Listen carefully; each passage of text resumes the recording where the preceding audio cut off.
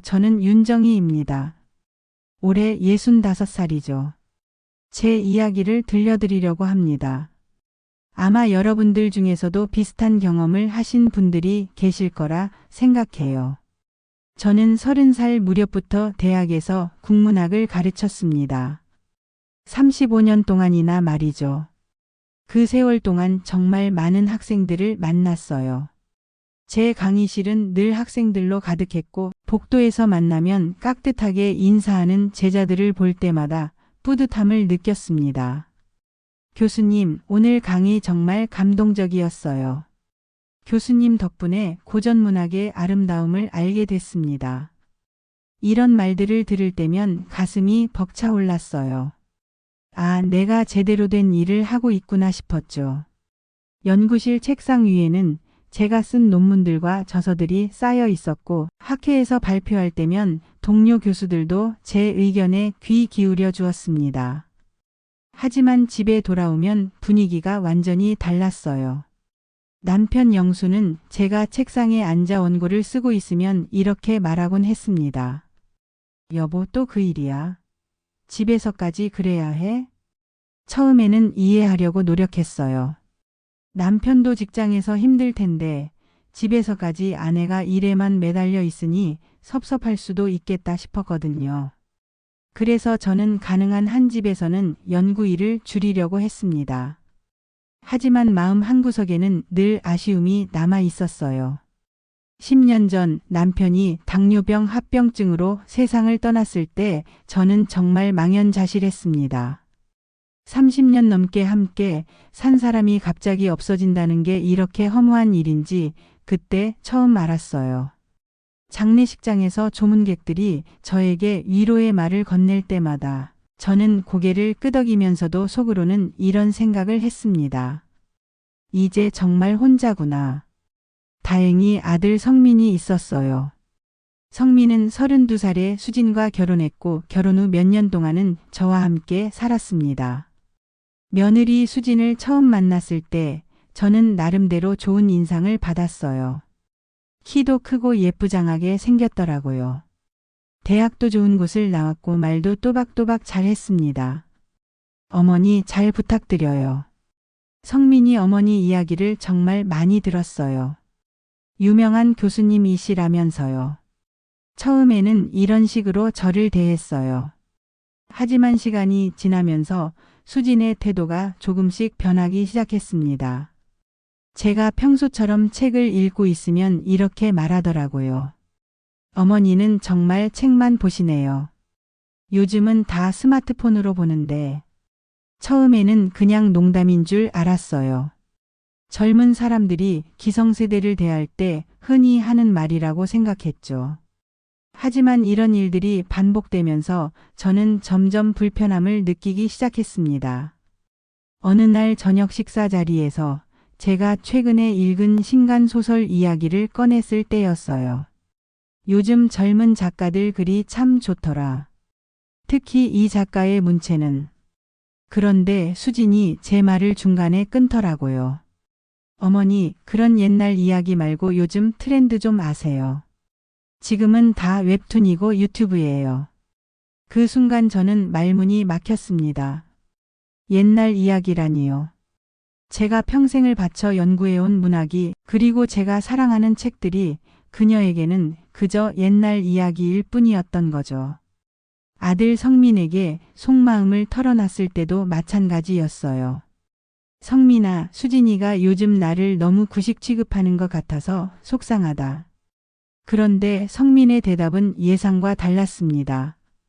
엄마, 세상이 많이 바뀌었잖아요. 수진이 말도 일리가 있어요. 엄마도 좀 변화에 적응하셔야죠. 그 말을 들었을 때 가슴이 답답했어요. 제 아들마저 제 편이 아니구나 싶었죠. 저는 스스로를 달래려고 노력했습니다. 그래, 시대가 변했으니까 세대 차이가 있을 수밖에 없어. 젊은 사람들은 젊은 사람들 나름대로의 생각이 있는 거겠지. 하지만 마음 한구석에는 늘 씁쓸한 예감이 자리하고 있었어요. 뭔가 잘못된 방향으로 흘러가고 있다는 느낌이었죠. 제가 평생 쌓아온 지식과 경험이 가족들에게는 그저 시대에 뒤떨어진 것들로 치부되고 있다는 생각이 들었거든요. 저는 매일 아침 일어나서 신문을 보는 습관이 있었어요. 커피 한 잔과 함께 하루를 시작하는 제 나름의 의식이었죠.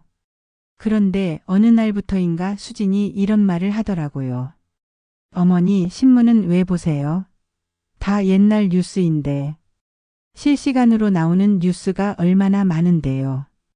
그럴 때마다 저는 대답하기가 곤란했어요. 어떻게 설명해야 할까요? 신문을 읽는다는 것이 단순히 정보를 얻는 것만이 아니라 하루를 차분하게 시작하는 저만의 방식이라는 걸요.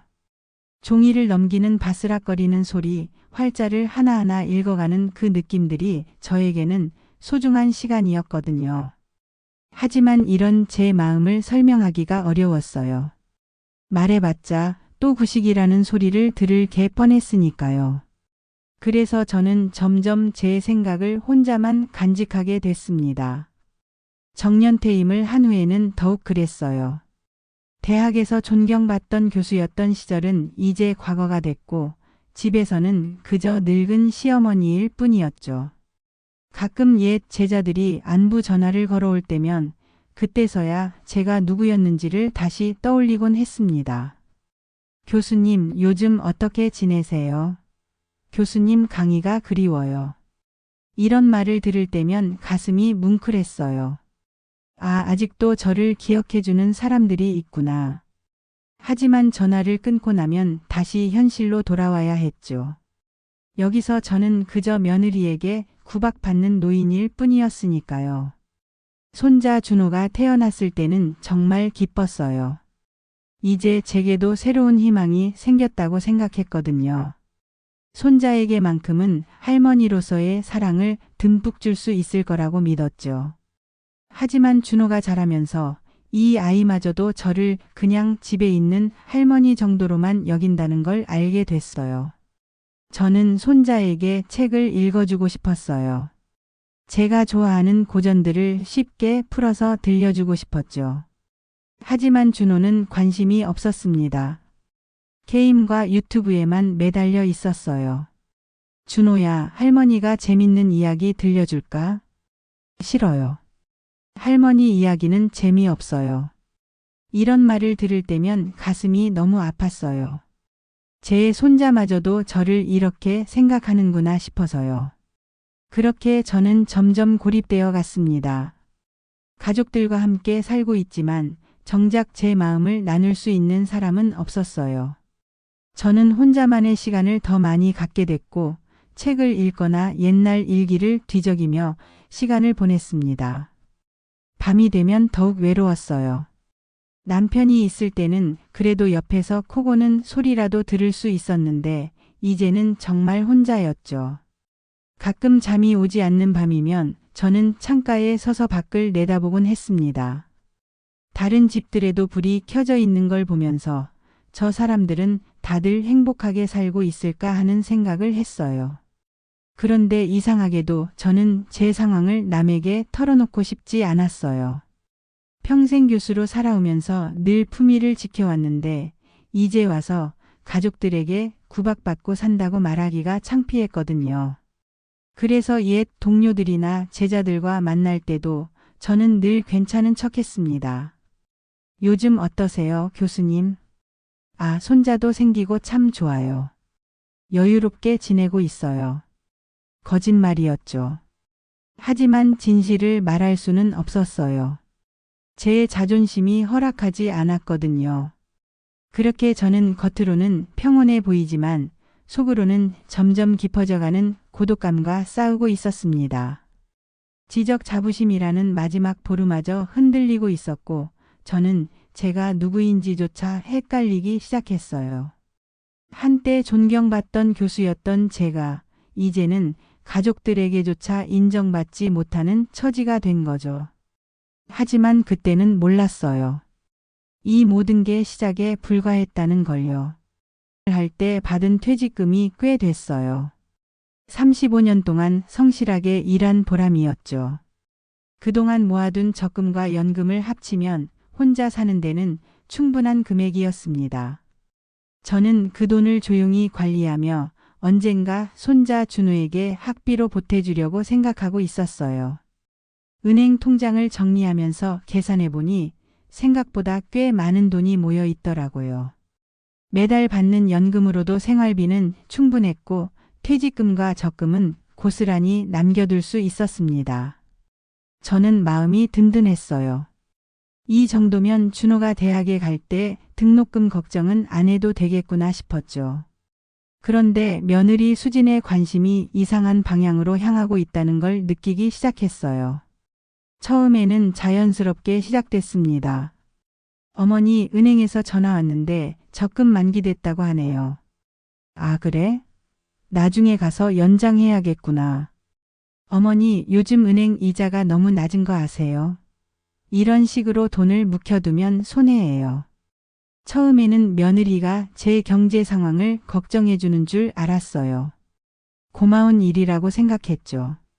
하지만 점점 수진의 말에 다른 의도가 있다는 걸 알게 됐습니다.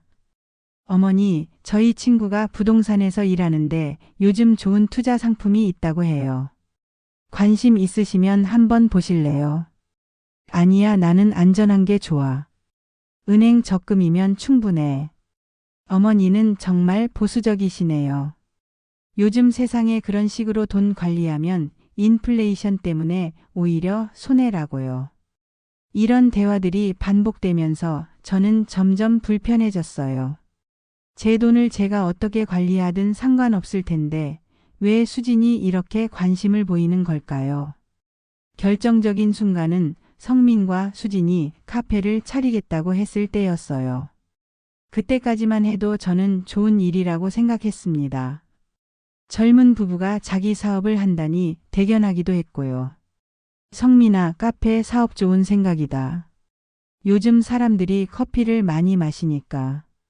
네, 엄마. 수진이가 카페 일 경험도 있고 저도 공부 많이 했어요. 하지만 며칠 후 수진이 제게 본격적인 제안을 해왔을 때 저는 뭔가 이상하다는 느낌을 받았어요. 어머니, 저희 카페 사업에 투자하실 생각 없으세요? 투자? 네, 어머니께서 자금을 대주시면 저희가 운영해서 수익을 나눠드릴게요. 은행 이자보다 훨씬 좋을 거예요. 그 순간 저는 머릿속이 하얘졌어요. 아, 이래서 그동안 제 돈에 관심을 보였구나.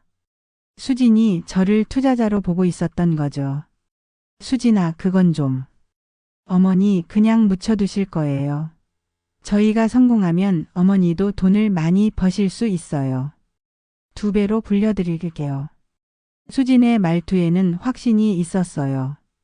마치 제가 당연히 투자해야 한다는 듯이 말이죠. 하지만 저는 불안했습니다.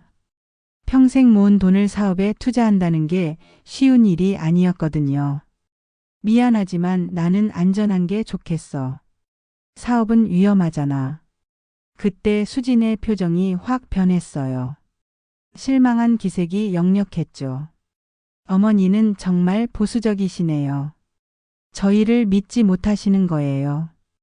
그게 아니라 다른 어머니들은 다 자식들 사업 도와주시는데 어머니만 그러시네요.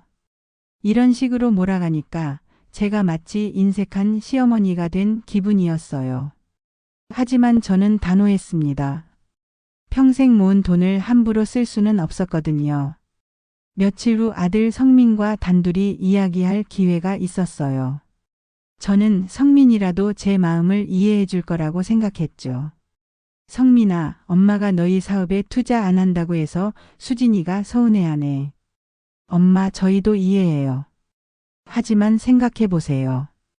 요즘 세상에 은행 이자가 얼마나 낮은데요. 그런데 성민의 반응도 예상과 달랐어요. 엄마, 솔직히 말씀드리면 그 돈 그냥 통장에 넣어두면 뭐해요. 인플레이션 생각하면 오히려 손해예요. 그래도 안전한 게 좋잖아. 엄마, 저희를 믿으셔야죠. 카페 사업 진짜 열심히 준비했어요. 수진이도 관련 일 경험 많고요. 성민도 수진 편에서 저를 설득하려고 하더라고요. 그 순간 깨달았습니다. 아, 이 사람들이 처음부터 제 돈을 노리고 있었구나. 성민아, 그래도 엄마는 좀 더 신중하게 생각해 보고 싶어. 엄마 기회는 기다려주지 않아요. 지금 좋은 자리 나왔는데 너무 망설이시면. 그날 밤 저는 잠을 이룰 수가 없었어요. 제가 평생 모은 돈이 가족들에게는 그저 투자 대상으로만 보인다는 사실이 너무 충격적이었거든요. 남편이 살아있을 때는 이런 일이 없었는데 제가 혼자가 되니까 이렇게 되는 건가 싶었어요. 다음 날 아침 수진이 다시 저를 찾아왔어요. 이번에는 더욱 직접적이었습니다. 어머니, 어떻게 생각해 보셨어요? 수진아, 아직 결정 못했어. 어머니, 솔직히 말씀드릴게요. 저희가 지금까지 어머니 모시고 살면서 얼마나 고생했는지 아세요? 갑자기 이런 말을 하니까 저는 당황스러웠어요. 그게 무슨 소리야? 성민이랑 저도 신혼생활을 제대로 못했잖아요. 어머니 때문에. 그런데 이제 와서 저희 사업은 도와주지도 않으시면. 그 말을 들었을 때 가슴이 철렁 내려앉았어요. 아, 이 사람이 저를 짐으로 생각하고 있었구나. 그동안 함께 산 게 이 사람에게는 희생이었던 거죠. 수진아, 나는. 어머니, 저희도 이제 독립하고 싶어요. 그러려면 사업이 잘 돼야 하는데 어머니가 도와주시지 않으면 어떻게 해요? 독립이라는 말을 듣는 순간 저는 제 처지가 얼마나 초라한지 깨달았어요. 제가 있으면 이들이 독립을 못한다는 거잖아요. 그럼 제 돈을 써서라도 이들을 독립시켜야 한다는 말인가요? 어머니, 다른 분들은 다 자식들 위해서 투자하시는데. 수지는 계속해서 다른 집 이야기를 하며 저를 설득하려고 했어요. 마치 제가 투자하지 않으면 비정한 시어머니가 되는 것처럼 몰아가더라고요. 하지만 저는 흔들리지 않았습니다. 아무리 가족이라고 해도 평생 모은 돈을 함부로 쓸 수는 없었거든요. 특히 사업이라는 건 실패할 가능성도 있는 건데 제 노후 자금을 거기에 걸 수는 없었어요. 미안하지만 나는 안전한 방법으로 돈을 관리하고 싶어. 그때 수진의 얼굴이 확 굳어졌어요. 그리고 이렇게 말하더라고요. 그렇게 나오시면 어쩔 수 없지요. 하지만 나중에 후회하셔도 모르겠어요. 그 말이 끝나자마자 수지는 돌아서서 나가버렸어요. 그 뒷모습을 보면서 저는 서늘한 느낌을 받았습니다. 뭔가 돌이킬 수 없는 선을 넘은 것 같았어요. 그날부터 집안 분위기가 냉랭해졌어요. 수지는 저와 말을 거의 하지 않았고 성민도 어색해했습니다. 저는 혼자서 이런 생각을 했어요. 내가 잘못한 건가? 정말로 인색한 시어머니인 건가? 하지만 다시 생각해봐도 제 선택이 틀렸다고는 생각되지 않았어요. 저도 나이가 들면서 병원비나 생활비가 더 많이 들 텐데 지금 있는 돈마저 투자해버리면 나중에 어떻게 살까요? 그런데 며칠 후 더 충격적인 사실을 알게 됐어요. 성민이 혼자 있을 때 전화 통화하는 소리를 우연히 들었거든요. 응, 엄마가 안 된다고 해.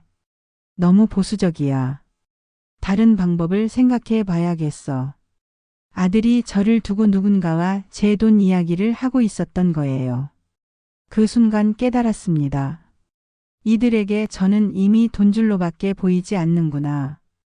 평생 존경받던 교수였던 제가 가족들에게조차 그저 돈 때문에 필요한 존재가 된 거죠. 그때서야 알았어요. 제가 생각했던 가족의 의미와 이들이 생각하는 가족의 의미가 전혀 다르다는 것을요. 저는 그날 밤 홀로 앉아서 오랫동안 생각했습니다. 과연 제가 이 집에서 어떤 존재인지, 그리고 앞으로 어떻게 살아가야 할지 말이에요. 하지만 아직은 이 모든 게 시작에 불과하다는 걸 몰랐죠. 토요일 오후였어요. 평소보다 집이 시끄러웠는데 준호가 거실에서 게임을 크게 틀어놓고 있었거든요. 저는 방에서 책을 읽고 있었는데 게임 소리 때문에 집중이 안 됐어요. 게임 소리도 소리였지만 준호가 게임하면서 내는 소리가 더 시끄러웠습니다. 아 진짜. 이 개 같은 게임. 야 이 뭔데. 죽어버려. 12살짜리 아이가 이런 말을 하는 걸 듣고 있자니 기분이 좋지 않았어요. 교육자로서 평생을 살아온 제가 보기에는 너무 심각한 문제였거든요. 저는 방문을 열고 거실로 나갔습니다. 준호야, 게임 소리 좀 줄일까? 그리고 말도 좀 곱게 해라. 준호는 제 말을 무시하고 계속 게임에만 집중했어요. 마치 제 말이 들리지 않는 것처럼 말이죠. 준호야, 할머니 말 안 들려? 그제서야 준호가 고개를 돌렸는데 그 표정이 정말 싫어하는 기색이 역력했어요. 할머니 방해하지 마요. 지금 중요한 게임이라고요. 중요한 게임이라니? 내가 지금 하는 말을 들어봐. 그런 욕을 하면서 게임을 해야 하니? 할머니는 몰라요. 요즘 애들은 다 이렇게 해요. 준호의 대답을 듣고 있자니 화가 치밀어 올랐어요. 요즘 애들이 다 그렇다고요? 그럼 그게 다 옳다는 말인가요? 준호야, 게임 그만하고 숙제나 해라. 주말이라고 해서 하루 종일 게임만 할 거니? 숙제는 내일 해요. 지금은 게임하고 싶다고요. 아니다. 지금 당장 게임 끄고 공부해라. 제가 좀 더 단호하게 말하자 준호가 갑자기 소리를 질렀어요. 아 진짜 짜증나. 할머니는 왜 자꾸 간섭해요. 그 순간 제 참을성이 한계에 달했습니다. 평생 학생들을 가르쳐온 제가 보기에 준호의 행동은 정말 심각한 수준이었거든요. 너 지금 할머니한테 어떻게 말하는 거니? 당장 사과해라. 하지만 준호는 사과하기는커녕 더 심한 말을 내뱉었어요. 할머니가 뭔데 자꾸 잔소리야. 엄마 아빠도 안 그러는데. 이 애가 정말.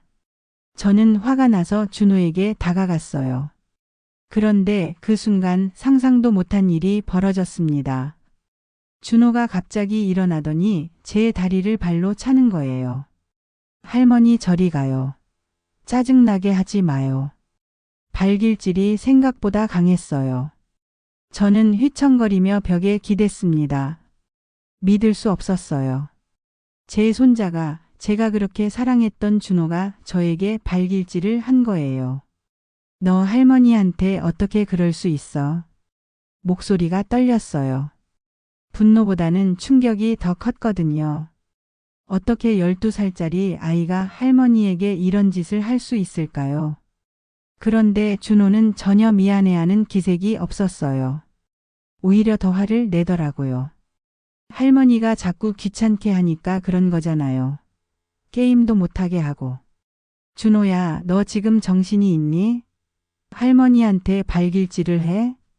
바로 그때 수진이 부엌에서 뛰어나왔어요. 저는 다행이라고 생각했어요.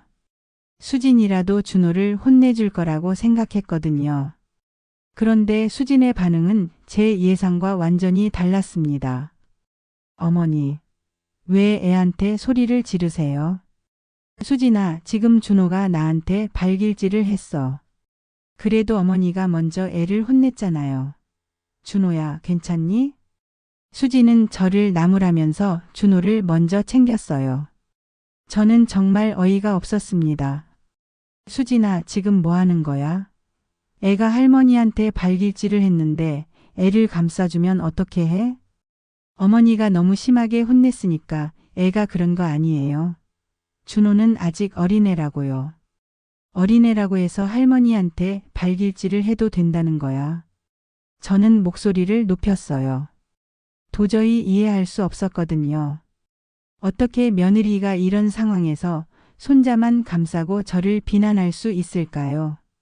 어머니, 목소리 좀 낮추세요. 애 정서에 안 좋잖아요. 그러더니 수진이 갑자기 제 팔을 거칠게 잡더라고요. 어머니, 애한테 트라우마 주지 마세요. 요즘 애들은 예민해요. 수진아, 손 놔. 지금 내가 뭐 하는 거야? 하지만 수진은 손을 놓지 않았어요. 오히려 더 세게 잡으면서 저를 밀치듯 했습니다. 어머니, 제발 좀 이해해 주세요. 애는 게임이 취미라고요. 왜 자꾸 방해하세요? 그때 수진이 제 머리채를 잡았어요. 정말 거칠게, 마치 제가 범죄자라도 되는 것처럼요. 아야, 수진아, 뭐 하는 거야? 어머니가 애를 자꾸 괴롭히니까 그런 거잖아요. 그 순간 저는 정말 충격을 받았어요. 며느리가 시어머니에게 이렇게 할 수 있는 건가요? 제 머리채를 잡고 흔드는 수진을 보면서 저는 이 사람이 정말 제 며느리가 맞나 싶었어요. 수진아, 당장 손 놔. 어머니가 먼저 애한테 사과하세요. 내가 왜 사과해? 잘못한 게 뭐 있어? 그런데 수진은 오히려 더 화를 냈어요. 제 머리채를 더 세게 잡으면서 이렇게 소리쳤거든요. 어머니 때문에 우리 가정이 시끄러워져요. 애는 그냥 게임하고 싶었던 건데 왜 자꾸 간섭하세요? 저는 정말 아팠어요. 물리적으로도 아팠지만 마음이 더 아팠습니다. 어떻게 이런 일이 벌어질 수 있을까요? 제가 뭘 그렇게 잘못했다는 건가요? 바로 그때 성민이 들어왔어요. 저는 정말 다행이라고 생각했습니다. 성민이라도 이 상황을 정리해 줄 거라고 믿었거든요. 뭐야? 무슨 일이야? 성민아, 내 아내가 지금 나한테 뭐 하는지 봐. 저는 성민에게 호소했어요. 하지만 성민의 반응도 예상과 달랐습니다. 엄마, 무슨 일이에요? 수진이 먼저 말했어요. 여보, 어머니가 준호한테 너무 심하게 화내셔서 애가 놀랐어요. 어머니가 좀 과하신 것 같아요. 성민아, 지금 준호가 나한테 발길질했어. 그런데 수진이가 나를 이렇게. 엄마, 준호가 그랬어요? 준호야, 할머니한테 왜 그랬어? 준호가 울면서 대답했어요. 할머니가 자꾸 게임 끄라고 해서. 저는 게임하고 싶었는데. 그러자 성민이 저를 보며 이렇게 말하더라고요. 엄마, 애는 아직 어린애잖아요. 좀 이해해 주세요. 성민아, 내가 지금 뭐라고 하는 거야? 애가 할머니한테 발길질을 했는데 이해하라고? 엄마, 애들은 원래 그래요. 너무 심각하게 받아들이지 마세요. 저는 정말 기가 막혔어요. 제 아들이 이런 말을 하다니요. 성민아, 내 아내가 지금 내 머리채를 잡았어. 이것도 괜찮다는 거야? 그때서야 성민이 수진을 말렸어요. 하지만 저를 위해서가 아니었습니다. 수진아, 손 놔. 이런 식으로 하면 안 돼. 여보, 어머니가 너무하셔서. 그래도 이렇게 하면 안 되지. 성민이 수진을 진정시키고 나서 저에게 이렇게 말했어요. 엄마, 제발 좀 그만하세요. 우리 가정 평화 좀 지켜주세요. 그 말을 듣는 순간 저는 온몸이 무너져 내리는 듯 했어요. 가정 평화요? 지금 제가 가정 평화를 깨뜨리고 있다는 말인가요? 성민아, 지금 누가 가정 평화를 깨뜨리고 있는 것 같아? 엄마, 애는 그냥 게임하고 싶었던 건데 너무 심하게 혼내신 거 아니에요? 그럼 애가 나한테 발길질한 거는 어떻게 생각해? 애들은 원래 그런 거 있잖아요. 엄마도 이해해 주세요. 저는 더 이상 할 말이 없었어요. 제 아들마저 저 편이 아니라는 걸 확실히 알았거든요. 그래, 알겠다. 내가 잘못했어. 저는 그렇게 말하고 제 방으로 들어갔어요. 그 순간 평생 지켜온 품위가 한순간에 짓밟힌 기분이었습니다. 방문을 닫고 나서야 눈물이 터져 나왔어요.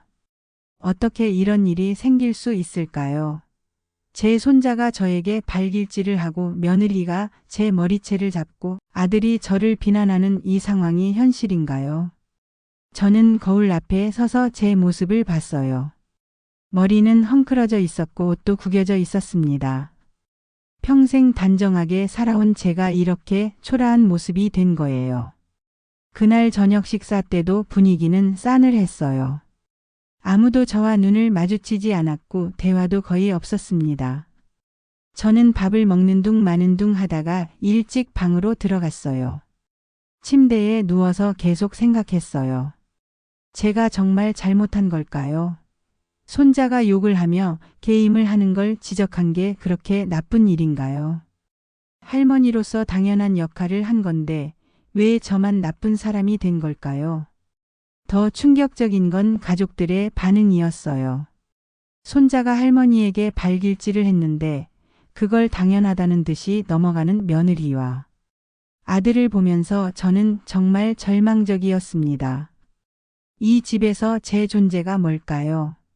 돈이 필요할 때는 투자하라고 강요하고 교육적인 역할을 하려고 하면 간섭한다고 화내고 저는 도대체 어떻게 살아야 하는 걸까요? 그 밤 저는 잠을 이룰 수가 없었어요. 계속해서 오늘 있었던 일들이 머릿속에서 반복됐거든요. 수진이 제 머리채를 잡던 그 순간, 성민이 저를 비난하던 그 말들. 모든 게 생생하게 기억났어요. 평생 존경받으며 살아온 제가 하루아침에 이렇게 무력한 존재가 될 수 있다는 게 믿기지 않았습니다. 교단에서 학생들을 가르치던 그 당당했던 모습은 어디로 간 걸까요? 새벽이 되어서야 잠깐 잠이 들었는데 꿈에서도 계속 악몽을 꿨어요. 누군가가 저를 밀치고 괴롭히는 꿈이었죠. 깨어나서도 한동안 현실인지 꿈인지 헷갈릴 정도였어요. 아침에 일어나서 거울을 보니 눈이 퉁퉁 부어 있었어요. 하룻밤 사이에 제가 이렇게 초라해질 수 있다는 게 믿기지 않았습니다. 하지만 이게 현실이었어요. 제가 이 집에서 겪어야 하는 현실 말이에요. 그때까지만 해도 저는 이 모든 일이 일회성이라고 생각했어요. 가족들도 시간이 지나면 자신들의 잘못을 깨닫고 사과할 거라고 믿었죠. 하지만 그건 저만의 착각이었습니다. 그날 밤 저는 방 안에서 깊은 절망에 잠겨 있었어요. 창밖을 내다보니 다른 집들은 모두 따뜻한 불빛이 새어나오고 있었는데 저만 혼자 어둠 속에 앉아 있는 것 같았습니다. 제 인생이 이렇게 될 줄 정말 몰랐어요. 평생 학생들에게 존경받으며 살아왔는데 정작 가족들에게는 이런 대접을 받고 있다니요. 손자에게 발길질을 당하고 며느리에게 머리채를 잡히고 아들에게는 비난받는. 이게 제가 꿈꿔왔던 노후인가요? 눈물이 계속 흘러내렸어요. 억울하기도 했고 분하기도 했습니다. 하지만 무엇보다 서러웠어요. 제가 이렇게 무력한 존재였나 싶어서요.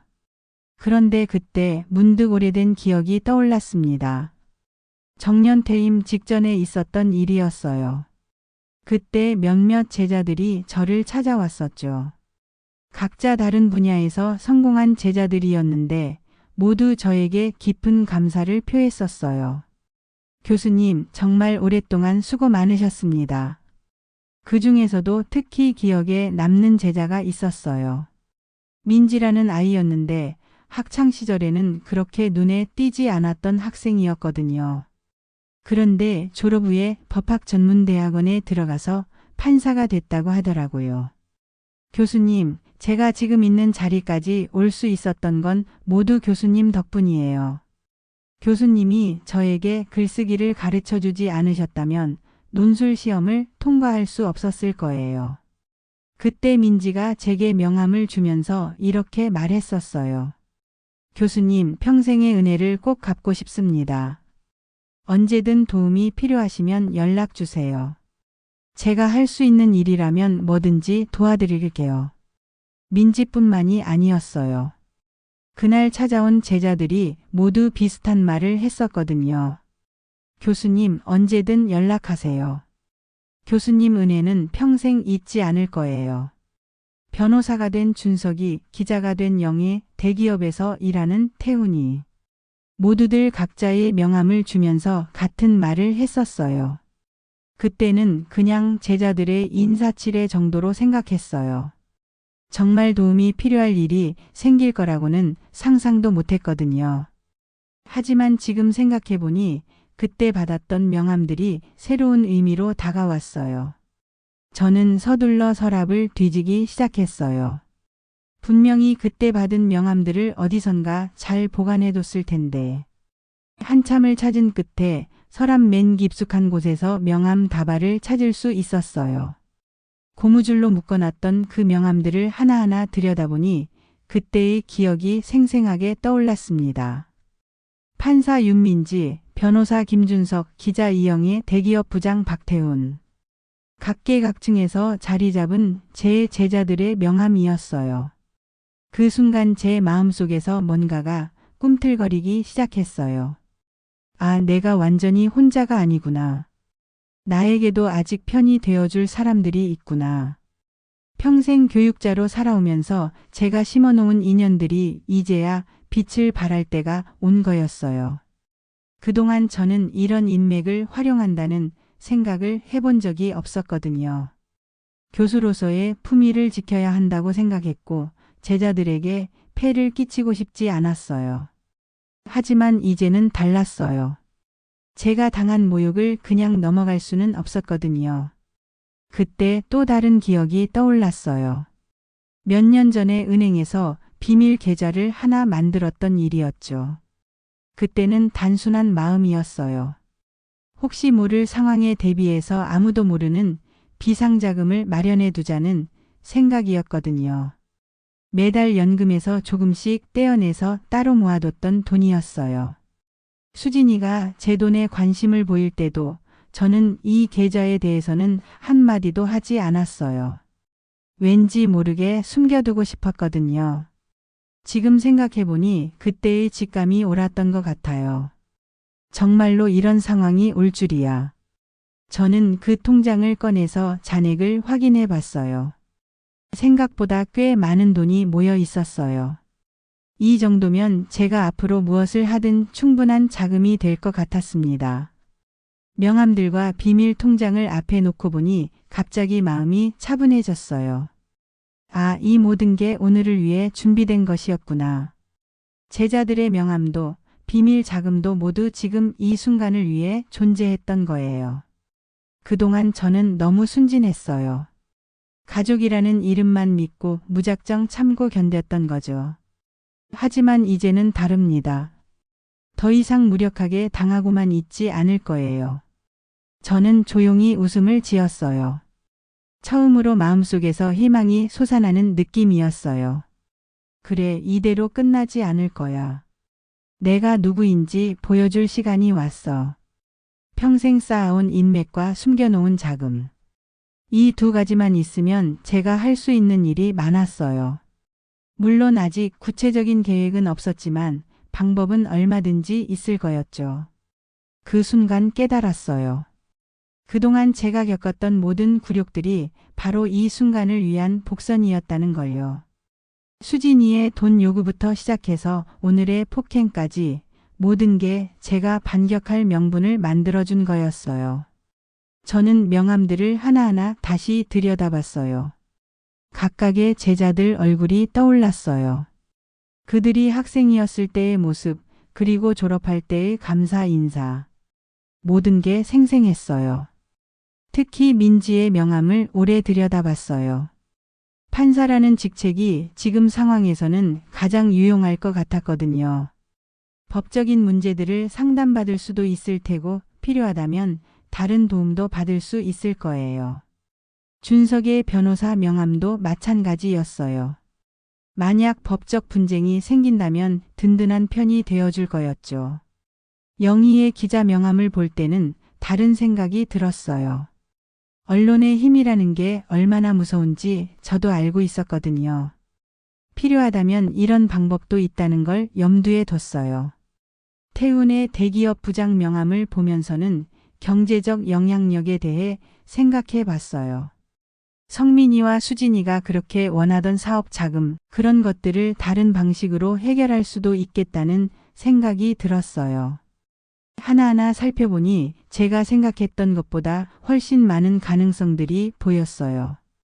평생 교육자로 살아오면서 심어놓은 인맥들이 이렇게 든든한 힘이 될 줄은 몰랐거든요. 그리고 무엇보다 중요한 건 제가 더 이상 혼자가 아니라는 사실이었어요. 저에게는 아직도 저를 소중하게 생각해주는 사람들이 있었던 거예요. 비밀 통장을 다시 한번 들여다보면서 저는 앞으로의 계획을 세우기 시작했어요. 이 돈으로 무엇을 할 수 있을까? 어떻게 하면 제 존엄을 되찾을 수 있을까? 가장 먼저 해야 할 일은 이 집에서 나가는 것이었어요. 더 이상 이런 굴욕을 당하면서 살 수는 없었거든요. 제 돈으로 작은 집이라도 하나 구해서 독립적으로 살아야겠다고 생각했어요. 그 다음으로는 법적인 문제들을 정리해야겠다고 생각했어요. 오늘 수진이가 저에게 한 행동들은 분명히 폭행에 해당할 거예요. 이런 걸 그냥 넘어갈 수는 없었죠. 그리고 무엇보다 중요한 건 저 자신의 존재 가치를 다시 세우는 것이었어요. 그동안 저는 너무 수동적이었어요. 가족들이 저를 어떻게 대하든 그냥 참고 견뎠거든요. 하지만 이제는 달라야 했어요. 저는 스마트폰을 꺼내서 민지의 번호를 찾기 시작했어요. 명함에 적힌 번호가 아직 유효할지는 모르겠지만 일단 시도해볼 가치는 있었거든요. 번호를 누르면서 마음이 두근거렸어요. 과연 민지가 저를 기억할까요? 그리고 정말로 도움을 줄까요? 아니면 그때의 인사는 그냥 형식적인 것이었을까요? 하지만 더 이상 망설일 수는 없었어요. 지금 제게 남은 선택지는 많지 않았거든요. 전화기를 들고 있는 제 손이 조금 떨렸어요. 하지만 마음속에는 확신이 있었습니다. 제가 평생 학생들에게 베풀었던 진심은 거짓이 아니었고 그 진심을 받았던 제자들도 저를 잊지 않았을 거라는 믿음이 있었어요. 창밖을 다시 한번 내다보니 이제는 어둠이 그렇게 무섭지 않았어요. 오히려 새로운 시작을 알리는 신호처럼 느껴졌거든요. 그때까지 저는 윤정희 교수의 인생 1막을 살아왔어요. 존경받는 교육자, 헌신적인 아내, 참을성 많은 어머니와 시어머니. 그런 역할들로만 살아왔죠. 하지만 이제는 다른 윤정희를 보여줄 시간이었어요. 더 이상 참지 않고 더 이상 당하지만 않는 윤정의 말이에요. 명함들을 다시 한번 훑어보면서 저는 조용히 중얼거렸어요. 이제 시작이구나.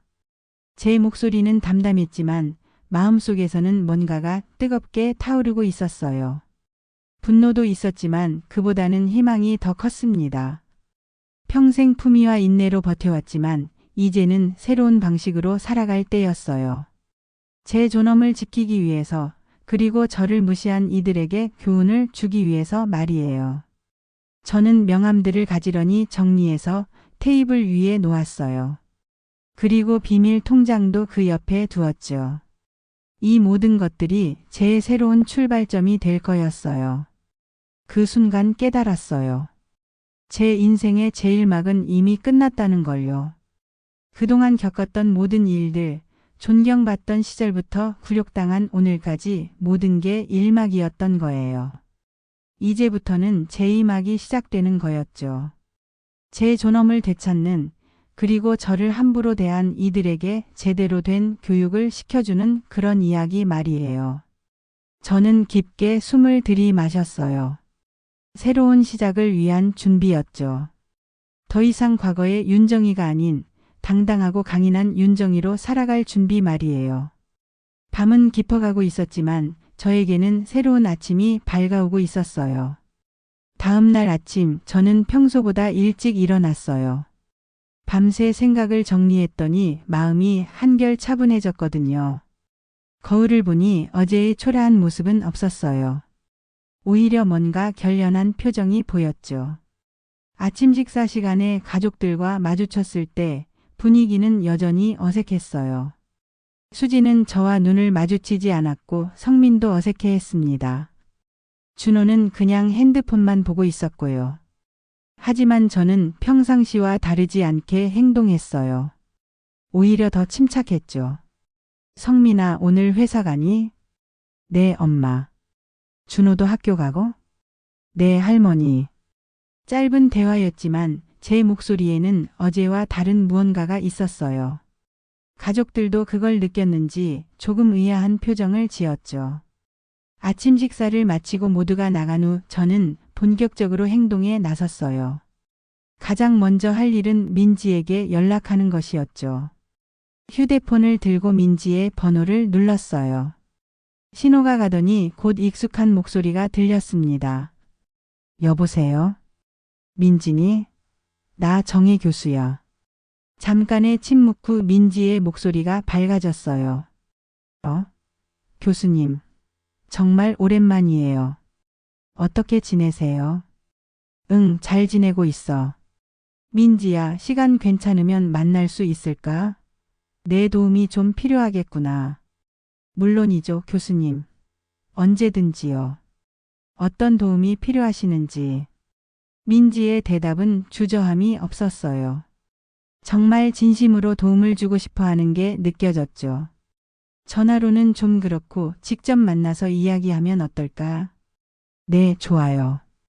오늘 오후 시간 괜찮으세요? 제가 법원에서 가까운 카페로 갈게요.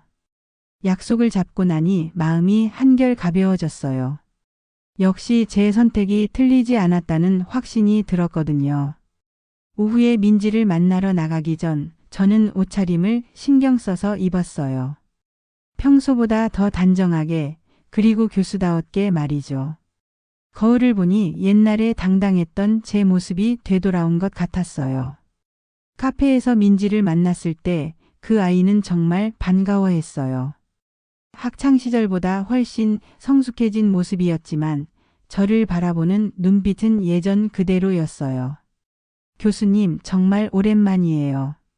그런데 무슨 일이세요? 전화 목소리가 평상시와 좀 달랐거든요. 저는 천천히 상황을 설명했어요. 물론 모든 걸 다 말하지는 않았어요. 하지만 핵심적인 부분들은 충분히 전달했죠. 그래서 지금 법적으로 어떤 조치를 취할 수 있는지 상담받고 싶어서 연락했어. 민지의 표정이 점점 심각해졌어요. 제 이야기를 듣고 나니 상당히 분노하는 것 같았거든요. 교수님, 이건 분명한 가정폭력이에요. 며느리가 시어머니에게 폭행을 가한 거잖아요. 그래? 정말 법적으로 문제가 되는 일이야. 당연하죠. 가족이라고 해서 폭력이 용납되는 건 아니에요. 신고하면 처벌받을 수 있어요. 민지는 여러 가지 법적 조치들에 대해 자세히 설명해 줬어요. 가정폭력 신고, 상해죄 고발, 민사소송까지 다양한 방법들이 있더라고요. 하지만 교수님, 이런 일들을 진행하면 가족 관계가 완전히 틀어질 수도 있어요. 정말 괜찮으세요? 민지야, 솔직히 말하면 이미 가족 관계는 틀어졌어. 내가 참고 넘어간다고 해서 나아질 것 같지도 않고. 그때 저는 그동안 쌓여왔던 감정들을 털어놓았어요. 돈 문제부터 시작해서 어제 있었던 일까지 모든 걸 말했죠. 민지는 제 이야기를 끝까지 들어준 후 이렇게 말했어요. 교수님, 이대로 계속 당하고만 계실 순 없어요. 적어도 상대방이 잘못을 인정하고 사과할 때까지는 강하게 나가셔야 해요. 그래서 내 도움이 필요한 거야. 어떻게 하면 좋을까? 민지는 잠시 생각한 후 구체적인 방안들을 제시해 줬어요. 우선 어제 일에 대해 진술서를 작성해서 증거를 남겨두세요. 그리고 가능하면 병원에 가서 진료 기록도 남겨두시고요. 그 다음에는 상황을 봐서 결정하시면 돼요. 가족들이 사과하고 태도를 바꾸면 그냥 경고 차원에서 끝낼 수도 있고 아니면 본격적으로 법적 조치를 취할 수도 있어요. 민지의 조언을 듣고 나니 마음이 한결 정리됐어요. 제가 할 수 있는 일들이 생각보다 많다는 걸 알게 됐거든요. 민지야, 정말 고마워. 내 덕분에 길이 보이네. 교수님, 언제든 연락하세요. 제가 할 수 있는 일이면 뭐든 도와드릴게요. 카페에서 나오면서 저는 다른 제자들에게도 연락해 봐야겠다고 생각했어요. 각자의 분야에서 도움받을 일들이 있을 거였거든요. 집에 돌아와서 저는 즉시 행동에 나섰어요.